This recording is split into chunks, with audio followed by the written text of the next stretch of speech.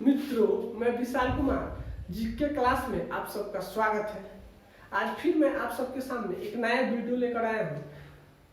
इस वीडियो का टॉपिक होगा भारत में संविधान का निर्माण। तो सबसे पहले हम देखेंगे कि संविधान किसे कहते हैं। संविधान एक मौलिक और कानूनी आलेख है जिसके अनुसार किसी देश की सरकार कार्य करती है। प्रत्येक देश का अपना एक संविधान होता है जो सरकार के मूलभूत ढांचे को निश्चित करता है। यानी अगर आपके परिवार में 5 सदस्य हो तो उनको चलाने के लिए कुछ नियम चाहिए, कुछ कानून चाहिए। उसी तरह इतनी बड़ी आबादी को चलाने के लिए कुछ नियम चाहिए, वह नियम लिखित होगी और उसे ही संविधान कहा जाएगा। जब ब्रिटिश प्रधानमंत्री क्लीमेंट एटली थे तो उन्होंने 24 मार्च 1946 को कैबिनेट मिशन भारत भेजा। यह कैबिनेट मिशन 3 सदस्यों की सभा थी। इसमें पैट्रिक लॉरेंस, एबी अलेक्जेंडर और स्टेफर्ड क्रिप्स 3 व्यक्ति भारत आए। कैबिनेट मिशन के अध्यक्ष पैट्रिक लॉरेंस को बनाया गया था।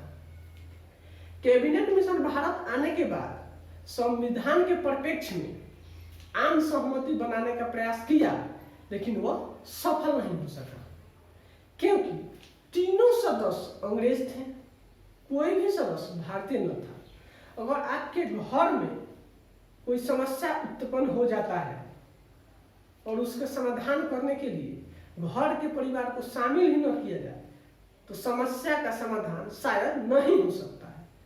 उसी प्रकार कैबिनेट मिशन के तीनों सदस्य अंग्रेज थे और संविधान बनाना था भारत के लिए।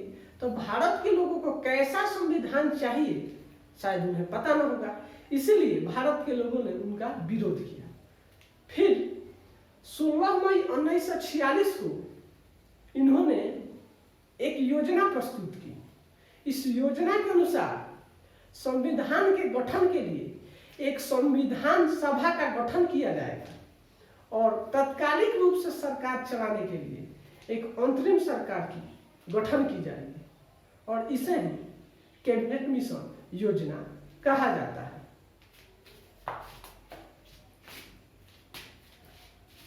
इस योजना को भारत के लोगों ने स्वीकार कर लिया और एकल संक्रमणीय मत के आधार पर 10 लाख की जनसंख्या पर संविधान सभा के सदस्यों का चुनाव हुआ। एकल संक्रमणीय मत क्या है? यानी कि वरीयता के आधार पर वोट दिया जाता है। 3 व्यक्ति अगर खड़े हो तो तीनों को वोट देना है।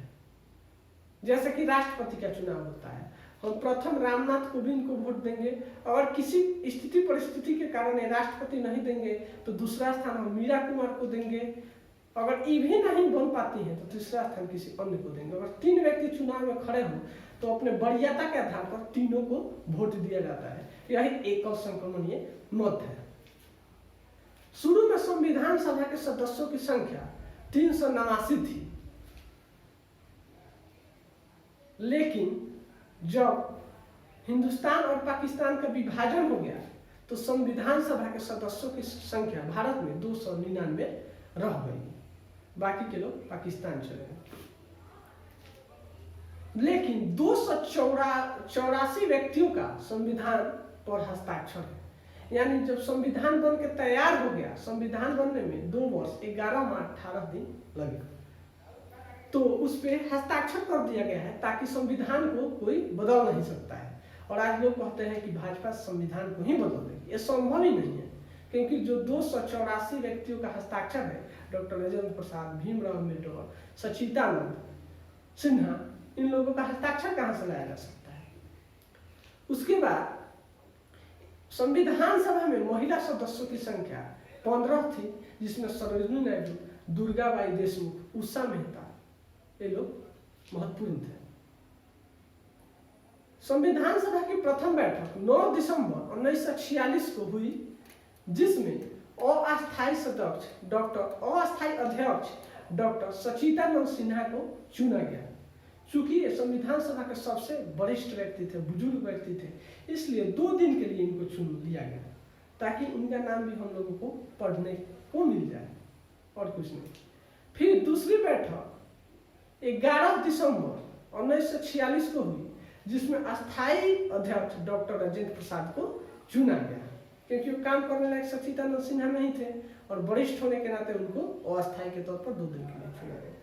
तीसरी बैठक 13 दिसंबर 1946 को हुई, जिसमें पंडित जवाहरलाल नेहरू ने संविधान के उद्देशिका यानी प्रस्तावना को प्रस्तुत कर संविधान सभा का कार्य प्रारंभ किया।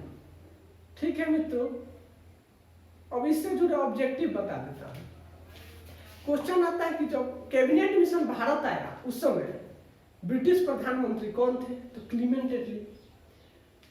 कैबिनेट मिशन में कितने सदस्य थे? 3 सदस्य थे, पैट्रिक लॉरेंस, एबी अलेक्जेंडर और स्टेफर्ड क्लिप्स। कैबिनेट मिशन के अध्यक्ष कौन थे? Patrick Lawrence. संविधान सभा के सदस्यों की संख्या प्रारंभ में कितनी थी? 389। विभाजन के फलस्वरूप कितने रहे? 299। महिला सदस्यों की संख्या कितनी थी? 15। संविधान सभा का हस्ताक्षर कितने लोगों का है? 284।